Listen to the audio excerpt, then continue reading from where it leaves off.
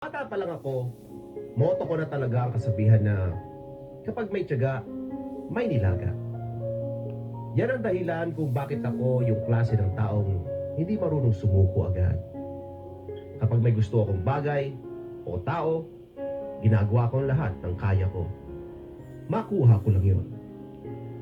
Pero syempre, hindi naman sa lahat ng bagay makukuha mo gusto mo. Kapag hindi para sa'yo, hindi para sa'yo. At dyan iikot ang kwentong ibabahagi ko sa inyo ngayon. Call me Paulo from Santa Rosa, Laguna. Meron akong nililigawan na babae na kahit ilang buwan ko nang sinusuyo, hindi pa rin ako nasasagot. Lahat sila sinasabi na sumuko na ako. Naitigil ko na. Kasi lahat naman daw na napupunta lang sa wala ang lahat mga efforts ko. Makuha ko lang ang puso niya.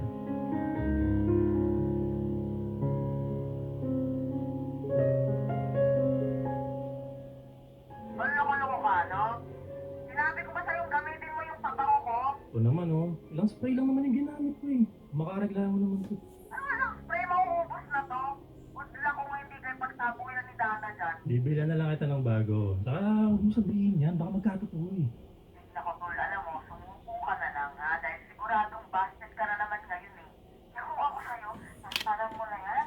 Sumuko ka na, uy. Kapag mahal mo yung isang tao, hindi ka susuko sa kanya kapag hindi ka niya nagagawang maling din. Dahil kung madali kang sumuko, walang mangyayari sa'yo. Sabi nga nila kapag may tiyaga, may nilaga. Maglaga ka na lang ng itlog. Kakain pa tayo. Ay, ayaw ko sa'yo. Sige na, nandito na ako sa batang bahay niya. Bismillah, kinsan ha. Asa? Sumi. Okay. Game. Ay, Ano naman ginagawa mo rito? di ano ba? Akit ng ligaw. Pwede ba ako pumasok? Dami ko kasing dali. Please. Fine. Pasok ka. Salamat. Ilang tao ba ang pagbibigyan mo ng regalo? At ang dami naman yan. Siyempre, isa lang. Isa lang naman yung importanteng tao sa buhay ko. Ikaw yun. Flowers for you. Parang kabibigay mo lang sa akin ng isang araw ah. Ito na naman. Mukha ba akong patay para parating yung bigyan ng bulaklak? Di sadyang... patay na ako sa'yo. Hindi ka nakakatuwa. Gusto lang kitang bigyan ng bulaklak eh. Saka, rin pala, chocolates. Para maramdaman mo yung tamis ng pag-ibig ko. Hindi na ako mahilig sa chocolates eh. Sorry. Ibigay mo lang sa iba yan. Ah, okay. E di, na lang. Love letter. Love letter? At kailan ka pa natutong gumawa niyan? Uy, marunong naman talaga ako nun pa. Saka pinaghirapan ko yan dahil ang laman yan, yung pagmamahal ko para sa'yo. Kung ano yung nilalaman ng puso ko, nang wala namang iba kung hindi ikaw. Ay, Paulo. Hindi ka ba napapagod sa mga ginagawa mo? Paano yung bigay mo sa akin ng mga regalo? Pinagkagastusan mo ako. Pero hindi ka naman sigurado kung ano ang mga kakahantungan ng mga ginagawa mo. Kaya nga ako nanliligaw, di ba? Sinusubukan kong kunin yung loob mo. Kaya lahat gagawin ko, mahalin mo lang ako. Kahit nga anong ipag-utos mo sa akin, susundin ko kasi gusto ko malaman mo kung gaano kita kamahal. Kaya sige lang, gawin mo lang akong alipin, hindi ako magrereklamo. Mahal kita eh.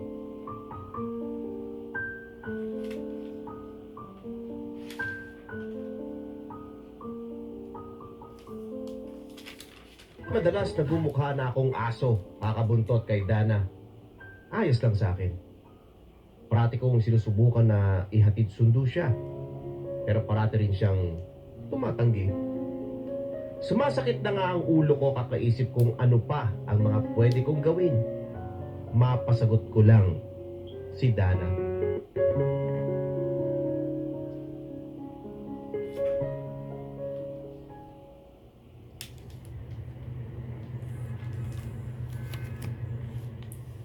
Di ba yun yung gusto niyong mga babae? Tulad nga ng sinabi ko sa'yo kanina, hindi lahat ng babae ganun. Eh, sige yung iba, oo, gusto nila romantic date, mga nasa restaurant, kahit sa bahay lang na may magandang presentation, pero hindi nga lahat. Sigurado ka bang effective yung mga pinagsasabi mo? Oo nga, kulit ng lahi mo. Kasi bihira na lang sa lalaki yung gumagawa ng ganun. Paano kasi kayo? Puro kayo papogi, yan, tsaka kayo mahilig. effort na sa inyo yung magbigay ng flowers tsaka chocolates, tapos yun na, wala na. Hanggang doon na lang kayo. Eh kung hindi naging effective yung mga tactics mo, siguro naman, oras na para baguhin mo na yun, di ba? Bagay. Hindi ko pa naman siya totally nadadala sa isang romantic date. Naikain na kami sa labas. Kaya naman pala eh. Kasalanan mo naman pala kung bakit siya nagkakaganyan eh. O dahil mo sa isang swabe at romantikong panliligaw, tol, ganun. Kapag nagawa mo yon ha, sinasabi ko sa'yo, lalambot ang puso mo sa'yo.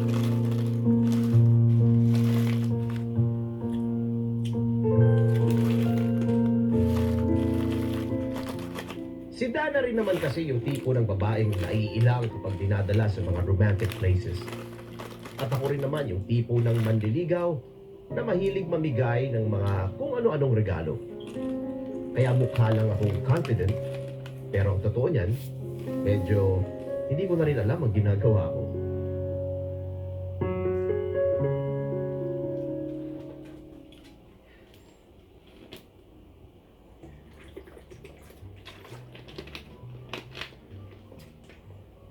Anong meron? Bakit tayo nandito at dito ang setup? Di ba nangako ako sa'yo na dadalhin kita sa isang romantic date? So ito na yun. Flowers for you. Himala. Hindi na isang dosena.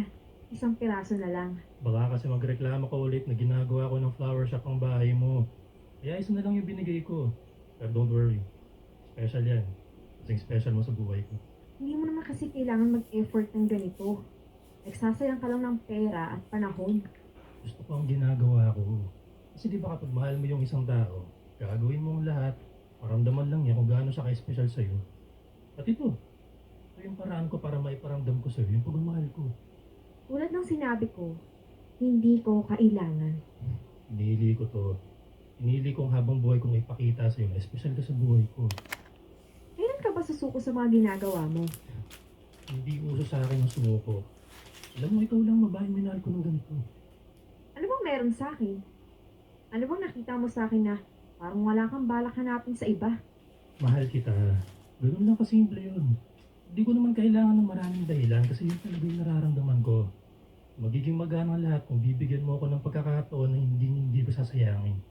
Subukan mo lang ulit and I promise, hindi na kita sasaktan. Aalis na ako. Dana, sandali.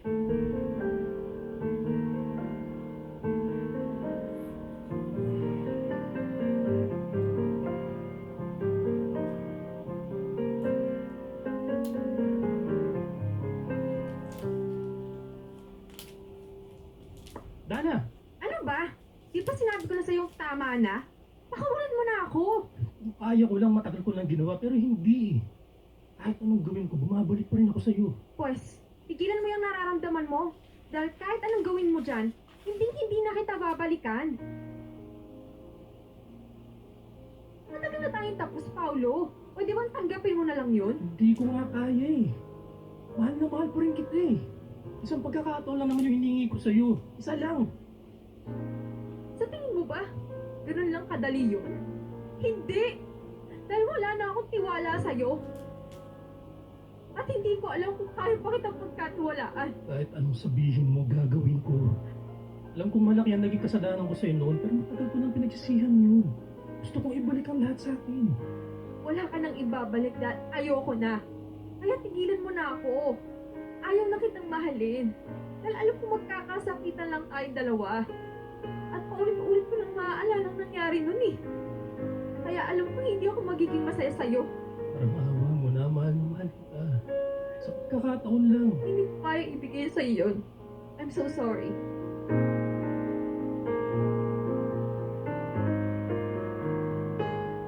Tama kayo ng narinig. Ex-girlfriend ko si Dana. Almost 3 years din naging kami na magkahiwalay kami dahil sa isang malalim at masakit na dahilan. Kahit na halos 1 taon na kaming hiwalay noon, hindi pa rin nawala ang pagmamahal ko sa kanya. At kahit ilang beses niya akong pinagtatabuyan, hindi pa rin ako nagsasawa na gawin ang lahat. Bumalik lang siya sa buhay ko.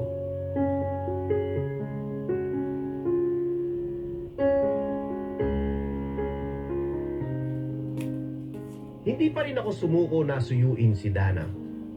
Kahit na sinabi niyang hindi na siya babalik sa akin, hindi ako naniniwala. Dahil hindi naman yun ang nakikita ko. Hindi yun ang nararamdaman ko. Ay, Diyos ko, nandito ka na naman. Bakit? Parati mo na akong pilit iniiwasan eh. Wala na nga tayong dapat pag-usapan pa, di ba? Kasi nga matagal na tayong wala. At kahit anong gawin mo dyan, hindi na ako babalik sa'yo. Bakit? Dahil ba dun sa lalaking kasama mo kahapon? Nakita kita, may kasama kang iba. Oh, ano naman sa'yo ngayon? Sino ba siya? Boyfriend mo na ba yung lalaki na yun? Teka nga, wala kang karapatan na panghimasukan ng personal kong buhay. At isa pa, ano naman sa'yo kung may boyfriend na akong bago? Ex lang naman kita. Nagseselos ako. Naiinis ako dahil siya nagagawa mong pagbigyan samantalang ako halos lahat na ng oras binigay ko sa'yo pero wala pa rin. Kahit kailan, hindi ko hiniling sa'yo na suyuin mo ko. Nagtatabuyan pa nga kita, di ba? Kaya wag na wag mong isusumbat sa akin mga ginagawa mo dahil ginusto mo yan. Sorry Dana, nadala lang ako sa galit ko. I'm sorry. Tigilan mo na ako dahil ayoko na sa'yo. Nasasayang ang lahat ng oras mo dahil sa akin. Dahil kahit kailan, hindi ko na kayang tumbasan pa yan. Matagal na tayong wala, di ba? Kaya huwag ka nang umasa.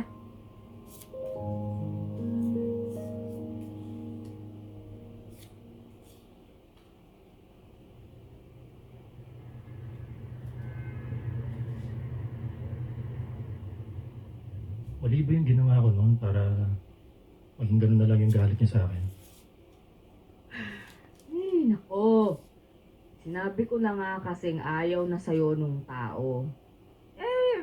Pinagpipilitan mo eh. O kapag tama na nga kasi, tama na. Kaya ko lang umiwas. Bakit hindi, di ba? Pero hindi eh. Mahal na mahal ko si Dana.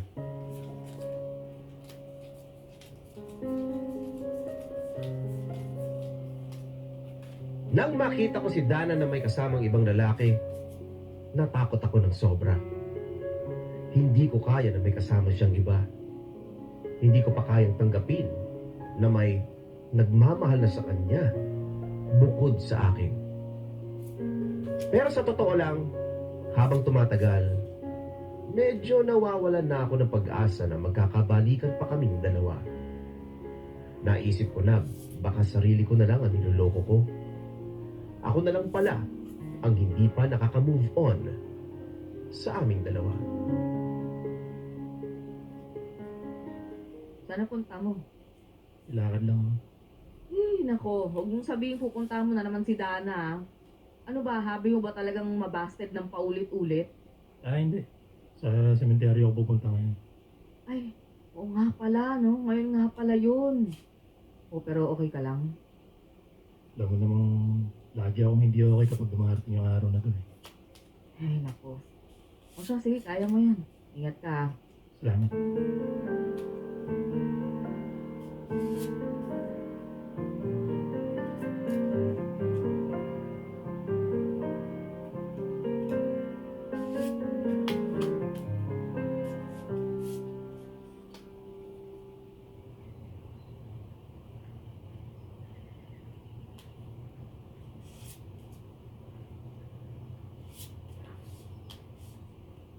Ay, sensya ka na kung hindi ako masyadong nakakadalaw ha. Alam mo naman, busy ako sa trabaho. Saka, busy rin sa pagsuyo sa kanya. Tulungan mo naman ako. Ilambing mo naman kay Lord na sana patawarin na niya ako. Di ba bawal ka nang pumunta rito? Gusto ko lang dalawin yung anak ko. Anak? Wala kang anak? Nang dahil sa'yo, kaya wala siya ngayon. Ginawa ko lang kung ano yung dapat kong gawin. Ang alin? Patay ng sarili mong anak? Hindi ko siya pinatay. Pinapili ako ng doktor kung sinong ililigtas sa inyong dalawa. Pinili kita. Eh di ganun din yun. Pinili mo ako. Kaya namatay ang anak natin. Para mabuhay ka. Para ikaw ang nandito sa harapan ko. Hindi ko maintindihan kung bakit hindi mo maintindihan yun eh. Kahit kailan, hindi ko maintindihan ang rason mo. Nangako ka eh. Nangako ka na kahit ano man ang mangyari, yung bata ang pipiliin mo. Pero anong ginawa mo? Hindi mo na nga pinatay ang anak mo. Sinira mo pa ang relasyon natin. Nang dahil na sa pagiging makasarili mo, Paano naging makasarili yun? Pinili nga kita eh. na dapat hindi mo ginawa. Kung yung bata ang pinili ko, alam ko hindi ko magagampanan ang pagiging magulang ko sa kanya. Kailangan niyang pagmamahal ng isang ina na kahit kailan hindi ko kayang ibigay. Ano ba kakala mo? Naging madali sa akin yun? Hindi. Paano ako pipili sa dalawang taong mahal ko? Sa pagitan ng dalawang taong hindi ko kayang wala sa akin. Hindi mo tinupad ang pinangako mo sa akin. Kaya kasalanan mo ang lahat na nangyari. Walang ba talagang may kasalanan dito? Di ba ikaw din naman? Ilang beses sinabi sa'yo ng doktor na hindi mo kaya magbuntis pero ipinagpatuloy mo pa rin. Dahil gusto kong maranasan ng maging isang ina. Gusto kong magkaroon tayo ng buong pamilya. Pangarap ko yun eh. Pero sinira mo. Sinira mo, Paulo. Sinira mo lahat. Kaya nga paulit-ulit ako humingi sa'yo ng tawad eh. Kaya nga ginagawa ko lahat para makabawi sa'yo. At ikaw ang pinili ko dahil mahal kita. At kahit kailan hindi ko pinagsisihan na ginawa ko yun. Pero pinagsisisihan ko na ikaw ang pinagkatiwalaan ko sa ganung desisyon. Ginawa ko ng lahat, Dana. Mukha na akong tanga sa harapan mo. Pero wala pa rin. Sadyang matigas yung puso mo. Pagod na ako. Ayoko na. Suko na ako. Tatangkapin ko na lang na kahit kailan, hindi na tayo babalik sa dati.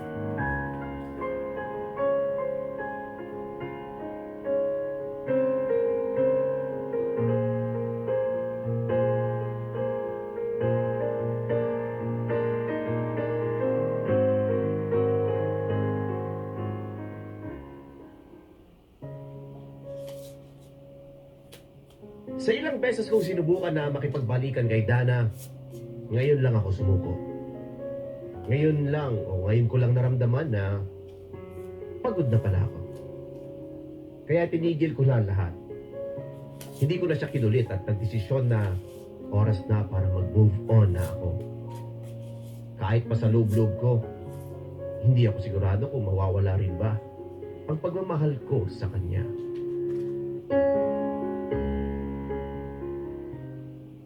Oh, sigurado ka na ba talaga dyan sa desisyon mo? Baka naman nabibigla ka lang, Paul.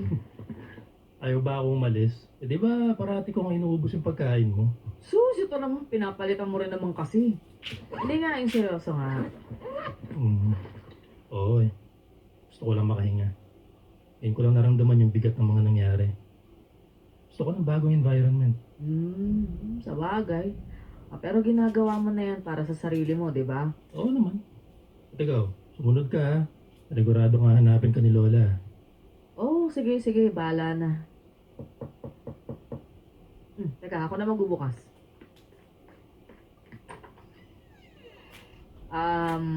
Paulo, Bakit? may bisita ka eh. Si Dana. Ha? Oh, Dana, pasok ka. Salamat. Labas lang ako saglit para makapag-usap kayong dalawa. Wala akong pinuntahan mo. Anong kailangan mo? Gusto sana kitang makita at makausap. Okay.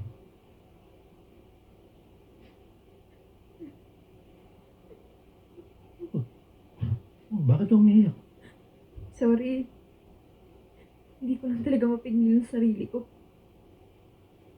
Ilang buwan ko na rin kasi itong pinag-iisipan. At nung nalaman ko na uuwi ka, nataranta ako eh. Babakasyon lang ako. Relax. Akala ko kasi hindi ka na babalik. Naisip ko lang na baka mas lalo akong mahirapan Saan? sa paghingi sa'yo ng tawad. Ang tanga ko kasi na binabaliwala lang kita. To think na lahat ng bagay ginawa mo na para sa akin. Para magkaayos lang tayo. Kalimutan mo na yan. Sinubukan ko pero hindi ko kaya eh. Naging masama ako sa'yo. Pinakita ko sa'yo na galit ako sa mga nagawa mo pero may isang bagay akong hindi nasabi sa'yo. Na mahal pa rin kita. Ano? Bakit umabot pa tayo sa ganun kung mahal mo pala ako? kasi galit pa rin ako. Pero na-realize ko na sarili ko lang pala ang pinapahirapan ko. Kaya Paolo, I'm sorry. I'm sorry sa lahat ng mga nasabi ko sa'yo. Sorry dahil hindi ko nakita kung gaano kalaki ang mga sakripisyong ginawa mo. Kasalanan ko lahat ng to. Huwag mong sisihin yung sarili mo. Kailangan eh. Para mapakawalan ko na itong galit na nararamdaman ko. Sa kabila ng lahat, nagpapasalamat ako dahil kung hindi dahil sa'yo, wala ako rito. Sorry kung hindi ko natupad yung pangako ko sa'yo. Wala na yun. Nangyari na eh. Kailangan mo lang talagang mamili. Ako naman yung bigyan mo ng pagkakataon na bumawi sa'yo kasi mahal na mahal pa rin kita. Walang nagbago doon. Ako naman ang manliligaw sa'yo ngayon. Ako naman ang mangungulit araw-araw. Ako naman ang paulit-ulit sasabihin na gagawin ko ang lahat. Magkaalis lang tayong dalawa. Umalik lang tayo sa dati.